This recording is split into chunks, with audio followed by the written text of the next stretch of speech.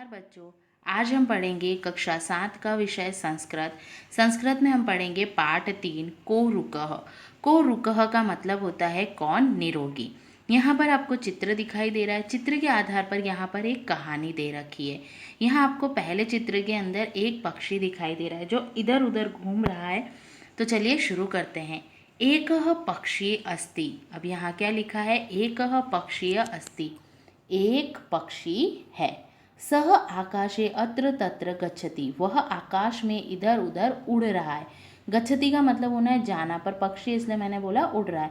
अत्र तत्र का मतलब होता है इधर उधर। अस्ति का मतलब होता है। सह पुनः पुनः वदति, वदति का मतलब होता है बोलना। वह पुनः पुनः मतलब वह बार बार बोल रहा है। कौन निरोगी? सह निरोगः भवति, कौन निरोगी है। ऐसा वो बार बार ये पक्षी सबसे पूछ रहा है कि कौन निरोगी, कौन निरोगी। निरोगी का मतलब क्या होता है? जिसको कोई रोग नहीं होता। दूसरे दृश्य में आप यहाँ देख रहे हो क्या हो रहा है? यहाँ पर ये 3 आदमी खड़े हैं।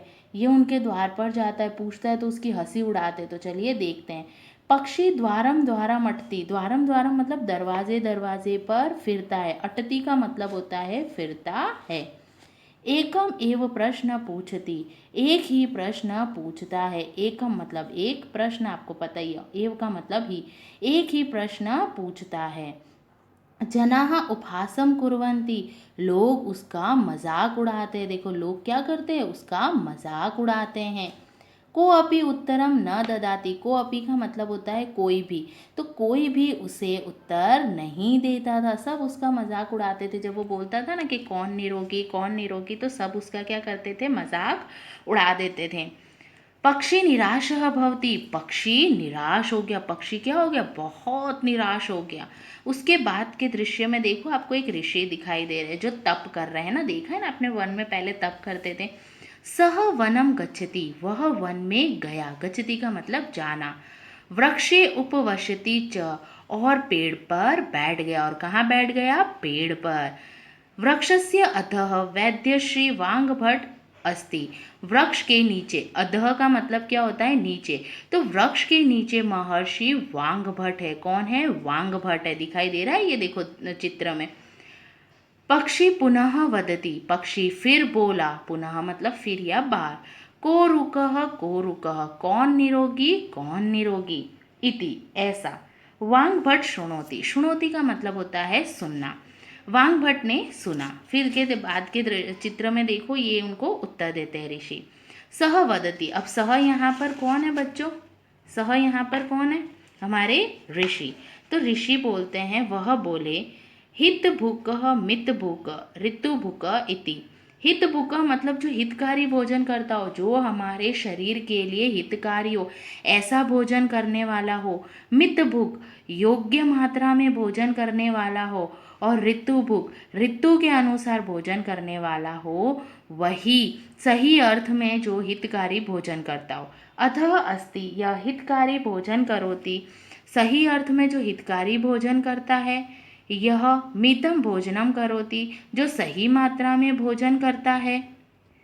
यह ऋतु अनुसार भोजनम करोति, जो ऋतु के अनुसार भोजन करता है। गर्मी सर्दी वर्षा में जो खाया जाता है उस अनुसार जो भोजन करता है, भोजन करोति। सह एव निरोगी भवति इति, वही निरोगी होता है। तो कौन निरोगी होता है? जो सही से भोजन करता है, हितकारी भोजन। ऐसा नहीं कि पैकेट खा लिए और रोटी सब्जी नहीं खा के वो सब खाया।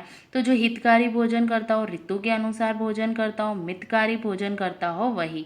संतुष्टः पक्षी ऋषि समीपम आगच्छति, संतुष्ट पक्षी, अब उसको संतुष्टि मिल गई, वो सब जगह पूछ रहा था। संतुष्ट पक्षी ऋषि के पास आता है। सह ऋषि नमति, वह ऋषि को प्रणाम करता है।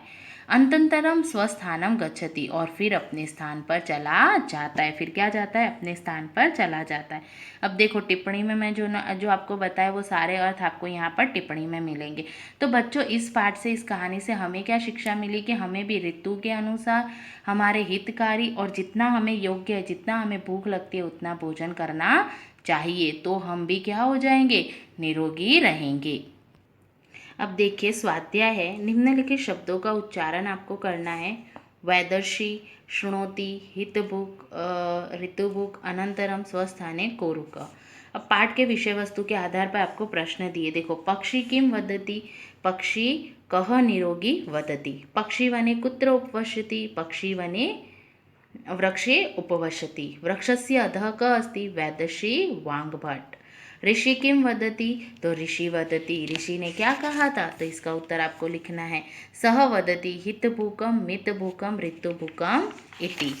ठीक है, फिर उसके बाद है संतुष्ट पक्षी कुत्र आगच्छति, स्वस्थानम। अब पाठ के आधार पर शब्दों को खोजना है। जैसे गच्छति, तो गच्छति के जैसा अटति, पच्छति, करोति, नमति, भवति, ददाति, उपवश्यति, शृणोति, ये नमति है। ठीक है, अब उदाहरण के अनुसार आपको वाक्य की रचना करनी है। जैसे यहाँ लिखा है भिक्षुक डैश गच्छति ग्रहम, तो भिक्षुक ग्रहम ग्रहम गच्छति, तो मैंने यहाँ वनम है तो वनम वनम। तो देखो, म को हटा के हम ऊपर बिंदु लगाते हैं तो वो अनुस्वार माना जाता है, उसको म पढ़ते हैं। उसी तरह देखो, नगरम नगरम, तीर्थम तीर्थम, तो म हटा के ऊपर बिंदी लगाई। उसी तरह यहाँ नीचे किया है, जैसे वनम है तो बिंदी लगाया है, आसनम है तो म को हटाकर उधर एक ही मात्रा लगाइए। तो आपको ये होमवर्क अपने नोटबुक में करना है। धन्यवाद बच्चों।